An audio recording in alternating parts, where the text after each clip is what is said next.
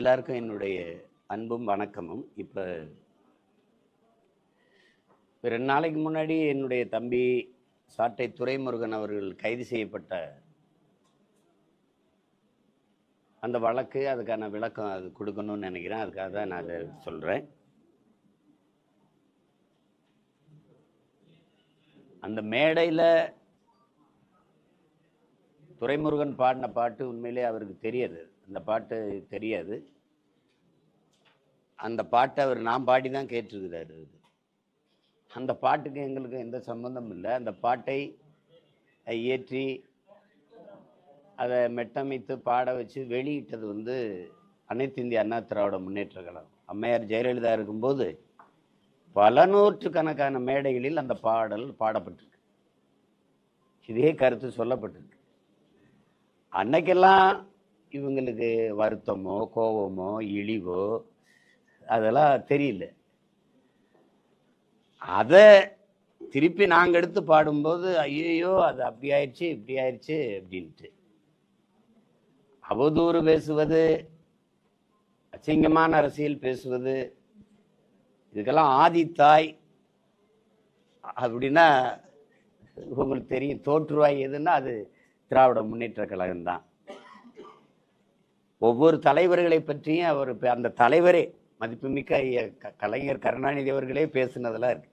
குறிப்பாக எங்கள் தாத்தாவையெல்லாம் கருவாட்டுக்காரியின் சீமந்தபுத்திரர், மரமேறி, கட்டப்பீடி, முன்னாடியெல்லாம் ரஷ்யாவுக்கு எருமை தோலை தான் அனுப்பிட்டு இருந்தோம், இப்போ எருமை மாட்டையே அனுப்பணும்னு பேசுனதில் இருக்கு. அது மாதிரி ஒவ்வொரு தலைவர்களை பற்றி பேசுறது, அம்மையார் இந்திரா காந்தியை பற்றி, அம்மா ஜெயலலிதா பற்றி பால்கனி பாவை என்று பேசியது, இந்த ஐயா எம்ஜிஆர் அவர்களை ஆண்மையற்றவர், ஆண்மகன் இல்லாத ஒரு அலி என்றெல்லாம் பேசணும். கொடுமையான விமர்சனங்களை வச்சிருக்காங்க. நீங்கள் எந்த கட்சியில் இப்படி இழிவாக பேசுறதுக்குன்னு பேச்சாளர்களை வச்சுருந்தாங்கன்னா இவங்க தான். மதிப்பிற்குரிய எங்கள் ஐயா வெற்றி கொண்டான்லாம் மேடையில் அம்மா ஜெயலலிதாவை பேசுனதெல்லாம் நீங்கள் இப்போ நான் பேசி காட்ட முடியாது. இப்போ அந்த கட்சியில் சிவாஜி கிருஷ்ணமூர்த்தின்னு ஒருத்தர் பேசுகிறதெல்லாம், சைதை சாதிக்கெல்லாம் ஒவ்வொரு மாற்று கட்சியில் இருக்க பெண்களை பற்றி குறிப்பிடுறதெல்லாம் நீங்கள் கேட்டு பாருங்க. நாகரீக அரசியலை பற்றி, கண்ணியமான அரசியலை பற்றி கற்றுக் கொடுக்கறதுக்கு, அடுத்தவங்களுக்கு போதிக்கிறதுக்கான தகுதி, நேர்மை ஒரு துளியும் இல்லாத கட்சி தமிழ்நாடு இருக்குன்னா அது திமுக தான். இதில் ஏதோ சண்டாளர் அப்படின்னு சொல்லிட்டாங்கன்னு, உண்மையிலே உங்களுக்கு நான் சொல்கிறேன், ஒரு உண்மையை பேசுகிறேன், சத்தியத்தை பேசணும்னு நினைக்கிறேன்.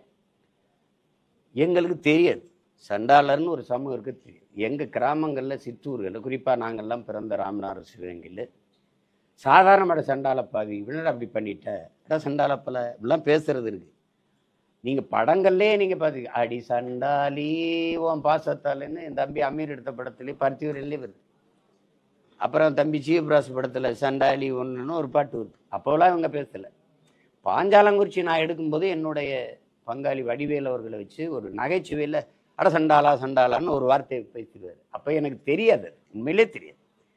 படம் வெளியாகி ஓடும்போது எனக்கு கடிதம் வருது, இந்த மாதிரி எப்படி இது பண்ணி இப்படி சொல்லிட்டீங்க, உங்ககிட்ட அதை எதிர்பார்க்கல. அப்போ தான் தெரியும், ஓ இந்த பேரில் ஒரு சமூகம் இருக்கு போல இருக்கு அப்படின்னா. அப்போ நான் வருத்த கடிதம் எழுது, இனிமே இந்த மாதிரி பயன்படுத்துறது இல்லை. அதுக்கப்புறம் நாங்கள் அதெல்லாம் பயன்படுத்துறது இல்லை.